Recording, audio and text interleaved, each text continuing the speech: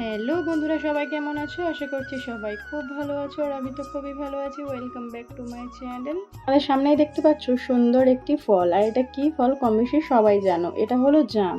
আজ তোমাদের সঙ্গে শেয়ার করব জাম খাওয়ার কিছু উপকারিতা। জাম একটি মৌসুমী ফল যা আয়রন, ক্যালসিয়াম ও অ্যান্টিঅক্সিডেন্টে ভরপুর। জামে আছে প্রচুর পরিমাণে আয়রন, যা রক্তশূন্যতা দূর করে রক্তের শর্করার মাত্রা নিয়ন্ত্রণ করে ও উচ্চ রক্তচাপ নিয়ন্ত্রণেও সাহায্য করে থাকে। রোগ প্রতিরোধ ক্ষমতাও বাড়ায়। জামে আছে প্রচুর পরিমাণে অ্যান্টিঅক্সিডেন্ট যা ত্বক উজ্জ্বল ও মসৃণ রাখতে সাহায্য করে আর ত্বকের উজ্জ্বলতা বজায় রাখে। ওজন কমাতেও জাম আমাদের খুবই উপকার করে থাকে।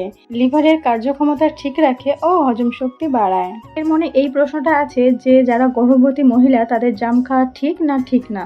এখানে আমি বলতে চাই যে যারা গর্ভবতী মহিলা আপনারা আছেন তাদের জাম খাওয়াতে কোনো সমস্যা নেই, কিন্তু যাদের ডায়াবেটিস আছে তারা অবশ্যই চিকিৎসকের পরামর্শ নিয়ে তারপরে জাম খেতে পারেন। আমি সবার জন্যই বলবো, যারা গর্ভবতী মহিলা আছেন তাদের জন্য বলছি, আর যারা নর্মাল মানুষ আছেন তাদের জন্য বলছি যে দিনে 5 থেকে 6টা জাম পর্যন্ত ঠিক আছে, তার বেশি খেলে সেটা নিরাপদ নাও হতে পারে। জাম খেলে যেমন উপকার আছে তেমনি অপকারও হতে পারে। জাম বেশি খেলে অ্যাসিডিটি ও গ্যাস্ট্রিক আলসারের সমস্যা দেখা দিতে পারে। জাম যেহেতু একটি মৌসুমী ফল, সেজন্য সবসময় পাওয়া না গেলেও এই সময়ের জামটা অনেক বেশি পাওয়া যায় ও সুস্বাদুও পাওয়া যায়।